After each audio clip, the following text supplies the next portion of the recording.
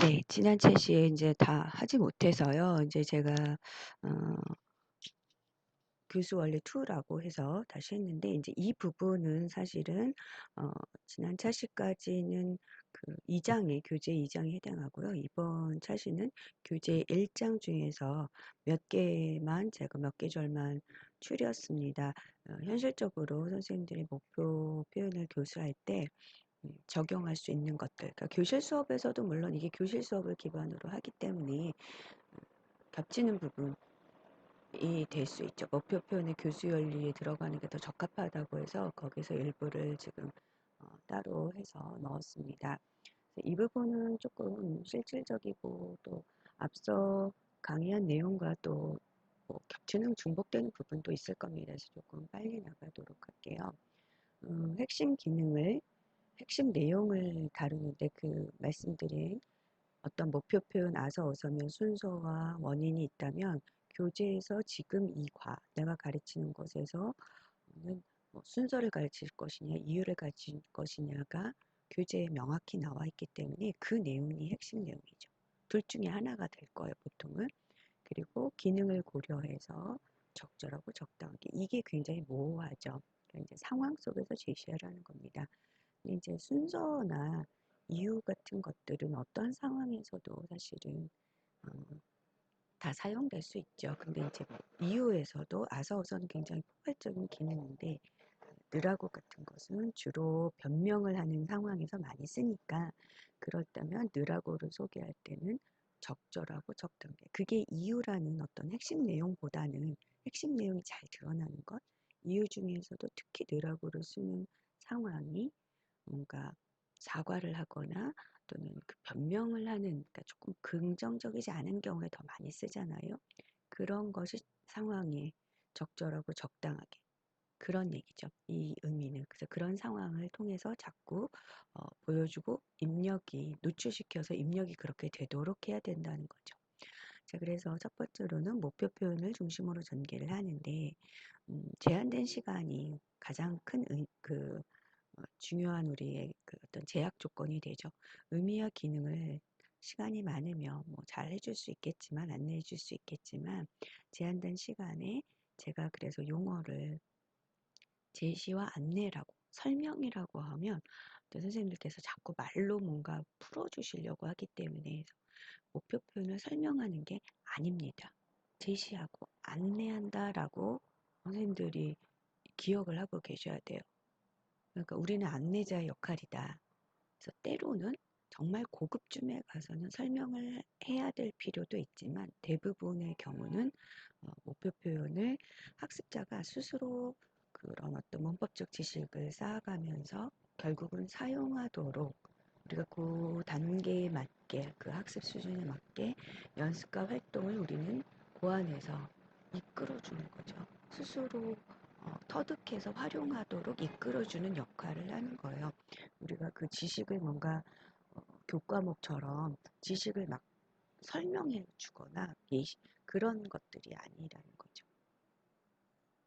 그래서 그렇게 인식하시는 게 이 과목의 가장 큰 그 목표죠. 그런데 할 때는 목표 표현 교수에서 핵심에 중심을 두어야 된다. 그래서 설명 표현, 이제 메타 랭귀지라고, 제가 설명 표현이라고 하면 조금 용어가 우리가 일반적으로 한 개념어가 아니기 때문에 우리가 흔히 메타 랭귀지라고 해요. 그 설명 표현이나 목표 표현에 필수적으로 따라붙는 어휘, 부가적인 확정 표현, 이런 것들이 필요는 해요. 필요는 하지만 음, 핵심은 이게 아니라는 거죠. 목표 표현이나 뭐 부가적으로 확장하고 이럴 때 사용하는 말들이 교사도 물론 자꾸 쉽게 하려고 하니까 좀 꼬이는 경향이 있고 학습자들도 그것을 이해하는 게 굉장히 부담이 됩니다. 그래서 설명 표현은 되도록 지양한다. 그리고 제가 보여드린 것처럼 예시에 될 수 있으면 직관적으로 파악할 수 있도록 가능하다면 도식이라든지 뭐 기호라든지를 쓰는 게 좋은데, 그런 것들이 문화권마다 다르게 해석되는 것은 피해야 되겠죠. 그러니까 어렵죠. 그다음 목표 표현에 연계되는 표현, 어휘, 확장을 조금 최소화할 필요가 있습니다. 고급이라면 최소화할 필요는 없어요. 그런데 이제 우리가 어, 모의 수업에서 하는 것은 중급에 초점을 두고 하기 때문에 어휘가 더 늘어나면 그 목표 표현이 풍성해지죠. 더 이해가 잘 되죠. 하지만 그 앞뒤에 연계되는 단어 때문에 이 목표 표현을 이해 못하면 안 되기 때문에 그렇습니다. 이렇게 확장하는 것은 복습 날 같은 때 하시면 돼요. 또는 그 전시의 복습, 차시 복습, 이전 차시의 복습이라든지 아니면 뭐 느라고를 배울 때 기 때문에 와서 빛과 같은 것들을 한꺼번에 복습해 주실 때 어휘 표현을 확장해 주시면 됩니다.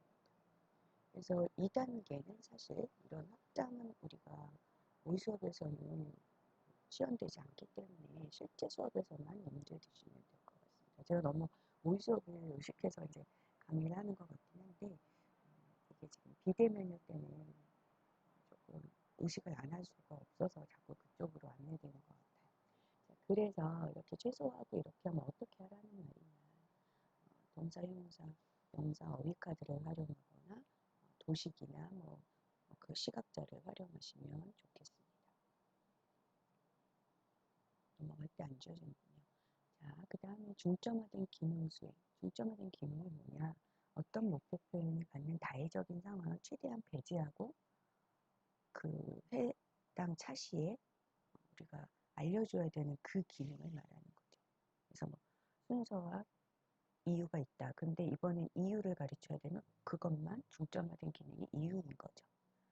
이거는 선생님들이 크게 걱정은 안 하셔도 돼요. 선생님들이 설정하시는 게 아니라 교재에 해당 부분에 나타난 드러난 기능이에요. 우리는 그 기능을 오해하지 않고 잘 파악하면 됩니다.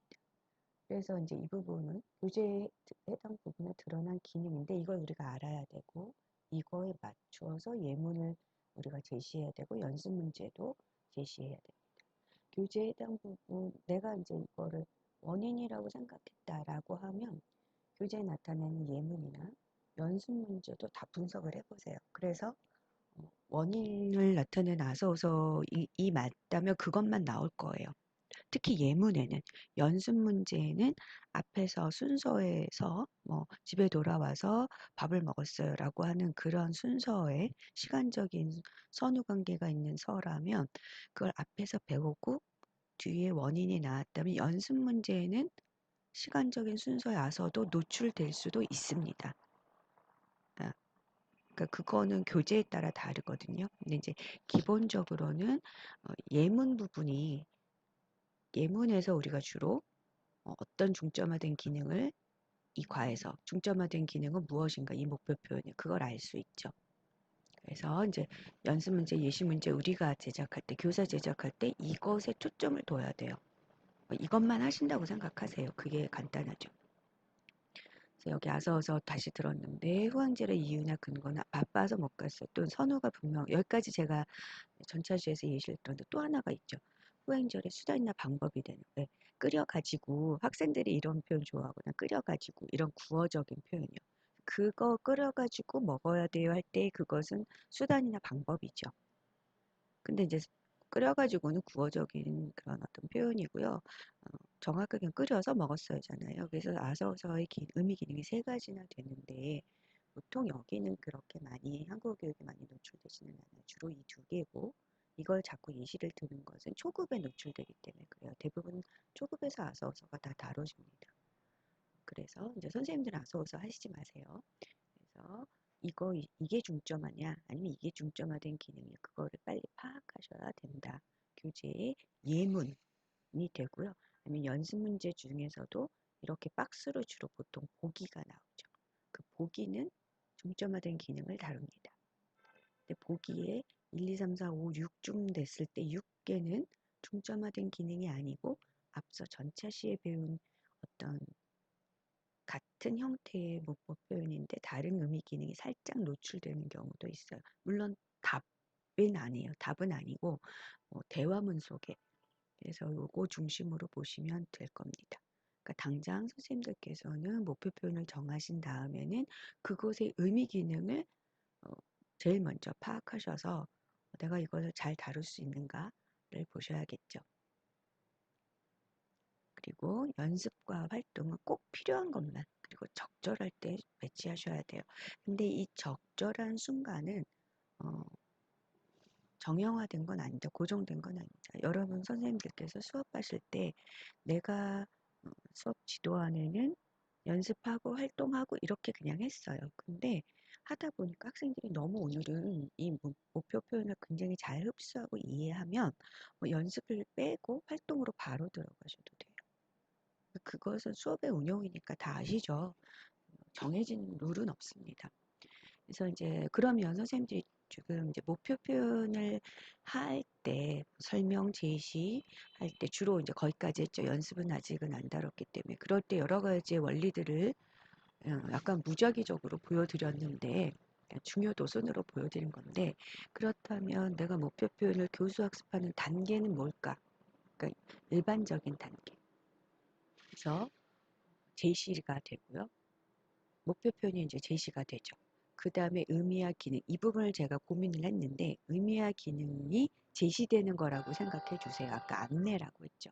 설명이라는 말, 용어를 자꾸 쓰면 선생님들이 말로 풀어준다. 뭐 어간, 뭐 경험한 것을 나타낼 때 또는 뭐 동사에 결합시켜서 이런 말들을 쓰신단 말이에요. 그런 설명 어휘, 메타랭귀지를 쓰시기 때문에 제가 그냥 이거를 쓰지 않았습니다. 그러니까 의미와 기능을 보여준다. 제시의 큰 제시의 일부분이에요. 여기에 제시는 이제 그냥 노출한다. 사실은 그래서 많이 고민했습니다만 도입은 직접적인 제시라고는 볼 수 없어요. 목표 표현으로 갑자기 오늘 이거 배웁시다 이렇게 도입하지 않기 때문에 근데 거기는 교수학습의 단계로 보기가 조금 애매해요. 일반적인 모의 수업에서. 그래서 도입을 빼고 목표 표현만으로 한다면 이제 제시가 되고 그 다음에 상세한 안내, 그 의미와 기능, 여기에 형태적인 것도 들어갑니다. 형태적인 면을 언급을 하시고 초급에선 좀 많이, 중급에서는 보여만 준다라고 생각하시면 돼요. 초급은 연습도 시키셔야 돼요, 같이. 그렇지만 중급에는 그냥 알려준다. 고급은 그냥 훑어준다. 이렇게 하시면 될까요? 그렇게 하면 될까요? 그래서 이런 식으로 하고 그 다음에 연습과 활동. 그렇게 따지면 사실은 여기까지가 교사의 몫이라고 보면 됩니다. 가시적으로 드러나는 이것은 우리가 집에서 수업 전에 열심히 준비해 왔지만 이 부분은 사실상 주체가 되는 것은 학생입니다. 근데 우리는 고하는 연습과 활동을 고안해내는 것까지가 모두 우리의 몫이죠. 이것과 이것 모두 하지만 실제적인 주체는 여기선 교사고 여기서는 학생입니다. 그래서 선생님들이 제가 이렇게 나눈 것은 보시면 반반인 것 같잖아요. 그런데 이렇게 되면 학습자 입장에서 한번 생각해 보세요. 한국말로 선생님 뭔가 막 떠들어요. 수업의 반을. 그리고 우리는 연습과 활동이라는 게 나 혼자만 하는 건 아니죠. 다른 학생과 하니까 또 이것이 쪼개져요. 나와 파트너라면 2분의 1로 쪼개지잖아요. 그러면 결국 내가 한국말을 하는 것은 굉장히 적은 부분이 되는 거. 요거밖에 안 돼요. 4분의 1 정도밖에 안 돼요.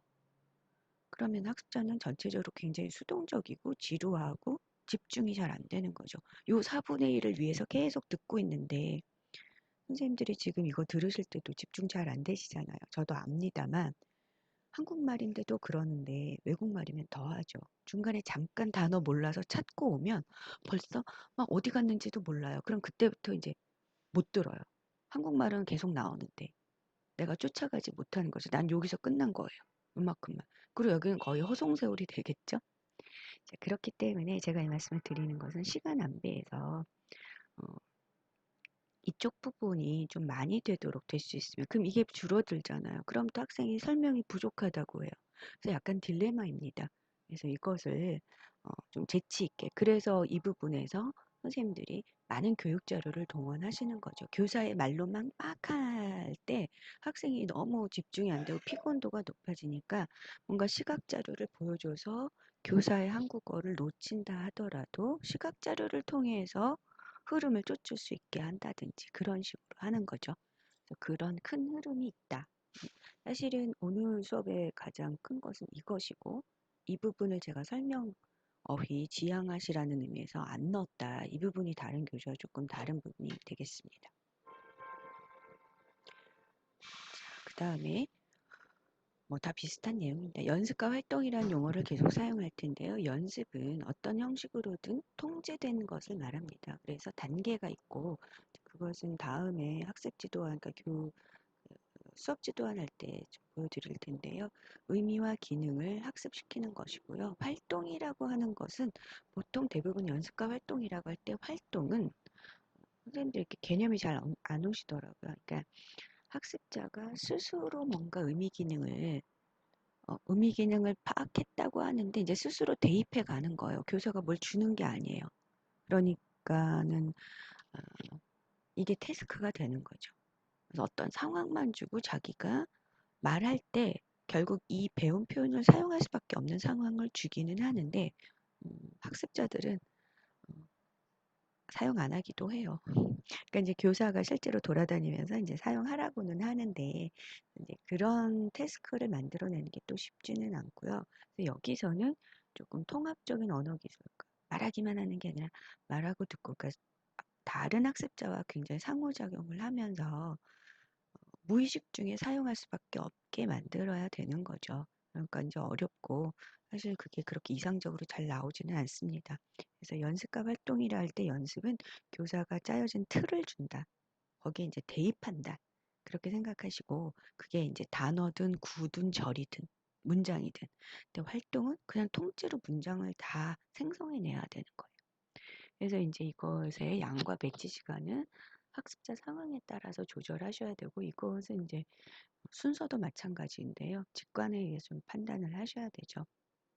모의 수업에서는 그게 안 되기 때문에 그냥 일정한 시간을 연습과 활동에 시간을 할애하시면 되겠습니다.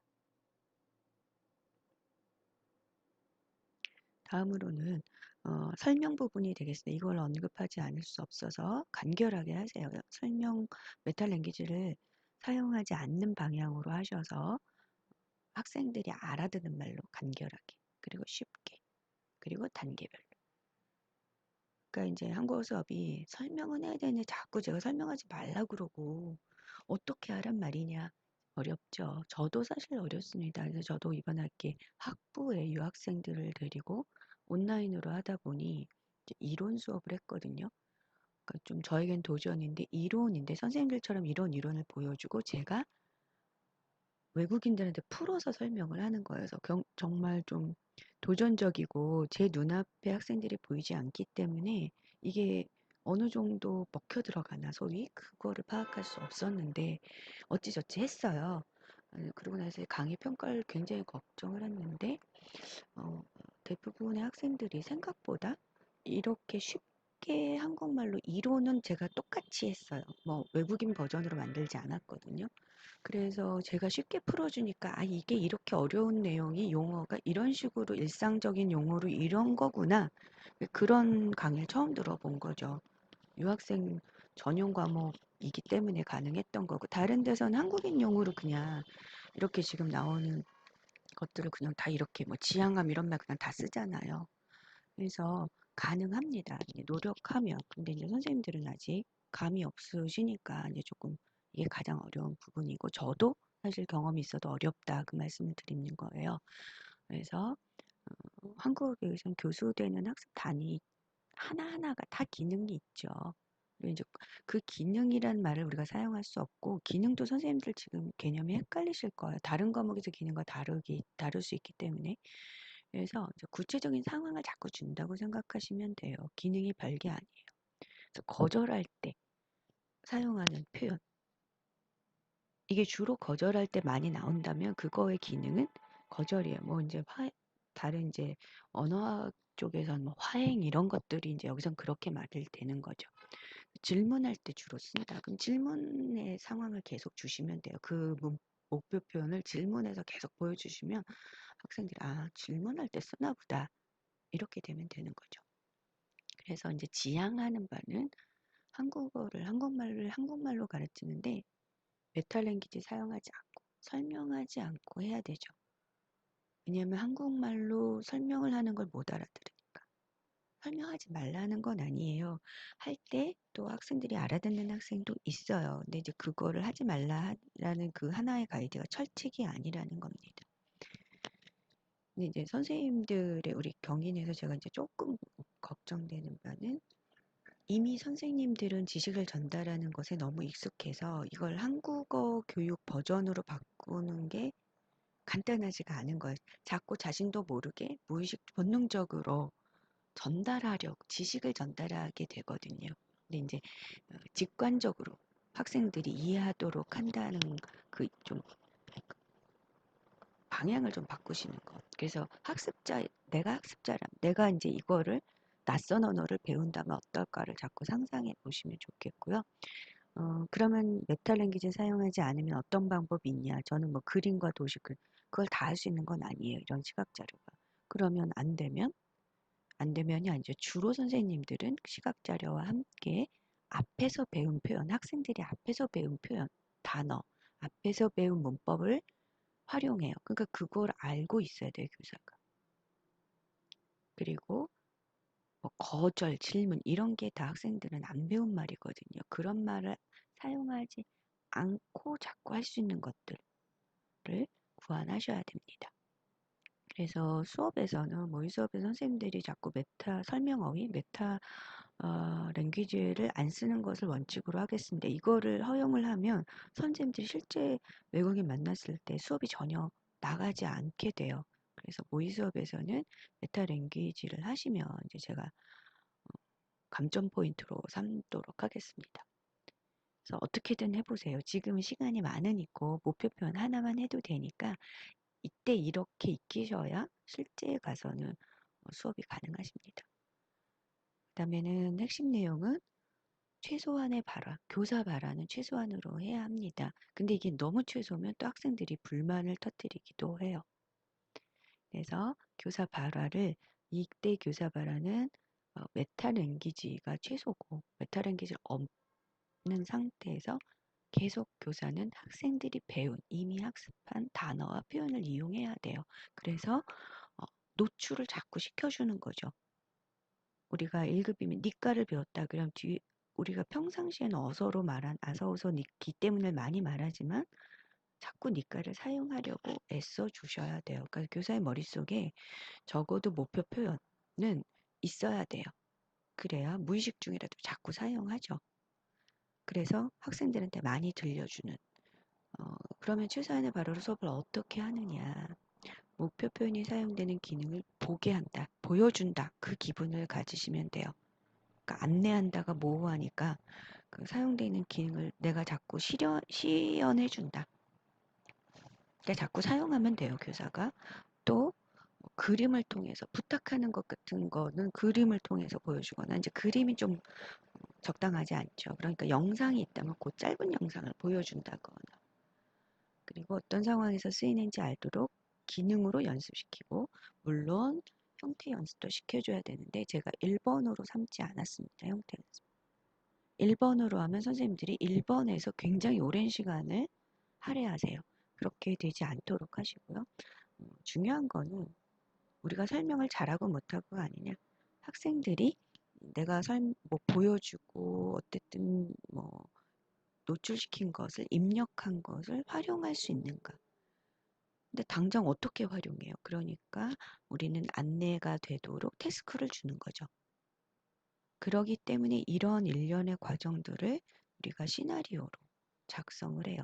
그래서 교육자료는 어떤 걸 쓰고 시각자료를 내가 제시할 수도 있고 또는 이건 교사의 움직임으로 할 수도 있어요. 저는 뭐 다가 같은 거는 제가 보통 다 무슨 마임하는 것처럼 움직임으로 보여주거든요. 앉다가 일어섰어요라든지 물을 마시다가 놓았어요라든지 그런 것으로 보여줍니다. 동영상을 적절한 거 고르기가 굉장히 어렵고 다가 같은 것은 약간 순간적인 움직임이기 때문에 그래서 그런 것들도 다 교육 자료가 되거든요. 또는 뭔가 인형 같은 것도 갖고 들어가거든요. 그래서 이런 교육 자료를 언제, 어떻게, 몇 분 동안, 얼마 동안 이런 걸 다 고안을 하셔서 들어가시고 그때 문제는 그런 거는 대부분 다 하는데 내가 무슨 말을 할 건가? 한국말이라고 그러니까 준비를 안 하고 들어가시면 학생들이 모르는 설명어휘가 많은 계속 메타랭귀지가 계속 들어가게 돼요. 교사도 불안하거든요. 한국말을 자꾸 해야 되는데 준비하지 않으면 학생용이 아닌 학생 맞춤용이 아닌 그냥 우리가 일반적으로 사용하는 말들을 사용하는 실수를 범하게 됩니다. 그래서 이렇게 교육자를 언제 또 얼마 동안 그러니까 얼만큼이죠. 시간적인 거, 몇 시각도 몇 시에 몇 분에 할 거고 얼마 동안의 시간을 할 거고 이동안 나는 어떤 말을 할 거고 이런 것들이 일종의 시나리오예요. 그래서 선생님들이 이거를 하시는 거죠. 언어 교수 시나리오를 작성하시는 게 이번 교육 실습의 목표인 거예요. 무슨 말을 할까에 이거고요. 교육 자료는 앞서서 말씀드린 것들 좀 보여드렸고 그런 것들에서 이게 바로 소위 수업지도 한국어 수업지도안 그러니까 교환입니다. 그래서 선생님들이 교환 작성을 다 잘하고 계실 텐데 한국어 교육에서의 교환은 그냥 시나리오라고 생각하시는 게 훨씬 이해가 쉬우실 거예요. 그래서 이런 것들이 다 들어가는 그리고 심지어 무슨 말, 그 말도 다 쓰셔야 돼요. 그래서 한다 이런 기술식이 아니라 개조식이 아니라 개조식이 아니죠. 이렇게 쓰는 게 아니라 학생에게 하는 말로 쓰셔야 돼요. 그래서 해요, 뭐뭐 해요, 했어요 이런 식으로 쓰셔야 돼요. 그리고 설명이 아니다. 제시와 연습 단계를 계속 반복 심화하는 거죠. 근데 이제 주입식이 아니에요. 그래서 학습자 수행을 중심으로 한 반복이에요. 선생님이 계속 말할 필요 없죠. 우리는 한국말 잘하는데 학생들이 계속 말하도록 그 얘기가 학습자 수행 중심이라는 건 학습자가 계속 말하도록 반복을 통해서 이해하고 표현하게 내가 말하지 않으면 다른 학습자가 말해야 되죠. 그리고 이제 학생들이 될 수 있으면 한 번 더 생각하고 스스로 문장을 만들어내게. 그러니까 처음부터 끝까지를 스스로 만들어내도록 우리가 자꾸 유도해야 합니다. 그리고 연습은 물론 단계적으로 시켜야 되죠. 처음부터 문장을 완벽하게 만들 수 없잖아요. 그래서 처음에는 완전 통제예요. 그래서 의미만 이해하면 돼요. 그리고 어휘를 결합할 때 형태가 변하는 거에 초점을 두는 것 정도의 연습. 두 번째는 통제를 조금 확장해서 목표 표현을 넣을 수 있는 대화. 3단계가 자율확장. 그러니까 이 3단계는 사실은 활동, 과제 부분이 되겠어요. 스스로 자신의 상황을 투사해서 만들어내는 거예요. 완벽하게. 그래서 1, 2단계가 연습, 그다음에 2단계는 그냥 활동 이렇게 보시면 돼요. 그래서 단계적으로 연습시킨다는 건 이 연습과 활동을 다 의미한다. 선생님들은 이걸 다 만드셔야 된다는 겁니다. 근데 대부분은 이것이 아주 기본적인 것, 일반화된 것은 교재에 나와 있습니다. 최근에 만든 교재들은 이렇게 나와 있습니다만 이제 그것을 부족하다. 그것은 우리 학생들 맞춤식이 아니라는 전제하에 선생님들이 이것을 제작하시기 바랍니다. 그리고 예문은 될 수 있으면 교재에 있는 예문 기본적으로 드시고요. 그 다음에 선생님들이 학습자의 속성, 정보를 활용해서 예문을 만드셔야 됩니다. 그래야 이제 학생들이 체화가 되죠. 자기 것이 되는 거죠.